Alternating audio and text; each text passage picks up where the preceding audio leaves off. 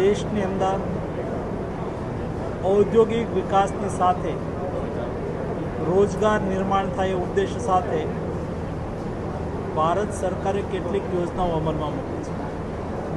વિશેષ કરીને પ્રધાનમંત્રી વિકસિત ભારત રોજગાર યોજના.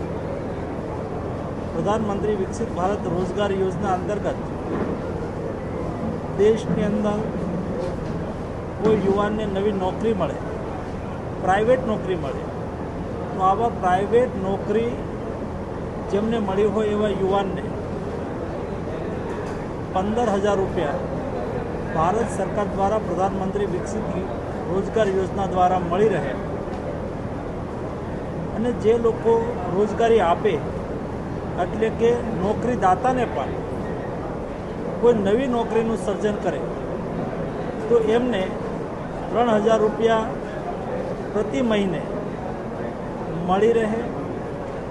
એના માટે ભારત સરકાર દ્વારા 1 લાખ કરોડ રૂપિયાની યોજના જાહેર કરવામાં આવી છે. 4 વર્ષની અંદર 3.5 કરોડ રોજગાર નિર્માણના ઉદ્દેશ સાથે આ યોજનાનું અમલીકરણ થઈ રહ્યું છે. રાજકોટ ઔદ્યોગિક શહેર છે. રાજકોટની અંદર આવા અનેક નાના મોટા ઉદ્યોગની અંદર નવા યુવાનોને રોજગારી પ્રાપ્ત થઈ રહી છે. એમને પણ પ્રોત્સાહન મળે, રોજગાર દાતાને પણ પ્રોત્સાહન મળે, એના માટે સંપૂર્ણ માર્ગદર્શન મળે એ ઉદ્દેશ સાથે આજનું વર્કશોપનું આયોજન કરવામાં આવ્યું છે. એવી જ રીતે પ્રધાનમંત્રી ઇન્ટર્નશીપ યોજના, જે અંતર્ગત ભારત સરકારે 10,000 કરોડ રૂપિયાનું પ્રાવધાન કર્યું છે, જેમાં દેશની અંદર 1 કરોડ યુવાનોને, જે ભણેલા યુવાનો છે, કોઈ ટેકનિશિયન છે, અત્યારે કોઈ પણ સંગ્રહખોર હોય અને મારો આગ્રહ છે કે કોઈ પેનિક ઊભું ના થાય અને કોઈ સંગ્રહખોરી ન કરે. જે પરિસ્થિતિનું નિર્માણ થયું છે એ જોતાં નહીં કેવલ ભારત, હોર્મુઝ ખાડીની અંદરથી વિશ્વનું 35 થી 40% તેલ હોર્મુઝ ખાડીથી પાસ થાય છે. એવી સ્થિતિની અંદર જ્યારે હોર્મુઝ ખાડીની અંદર જતા વાહનોને ઈરાન રોકી રહ્યું છે, સામે અમેરિકા નાકાબંધી કરી રહ્યું છે, એ સ્થિતિમાં જે વૈશ્વિક ક્રાઇસિસ ઊભી થઈ રહી છે એ ક્રાઇસિસની સામે ભારતે પોતાની બધી સલામતી અને વ્યવસ્થાઓ સુનિશ્ચિત કરી છે. ભારતની અંદર આપ જોઈ રહ્યા છો મીડિયા દ્વારા એલપીજી, તેલ વગેરે સપ્લાય દેશની અંદર આવી રહ્યું છે અને ભારતની અંદર કોઈ પણ નાગરિકને ઓછામાં ઓછી અસુવિધા થાય એના માટેનો પ્રયાસ સરકાર દ્વારા થઈ રહ્યો છે. આદરણીય પ્રધાનમંત્રીજી એટલા માટે જ કહ્યું છે કે વર્તમાન સમયની અંદર જે પરિસ્થિતિનું નિર્માણ થયું છે એ પરિસ્થિતિ દેશનો દરેક નાગરિક સામેલ થાય.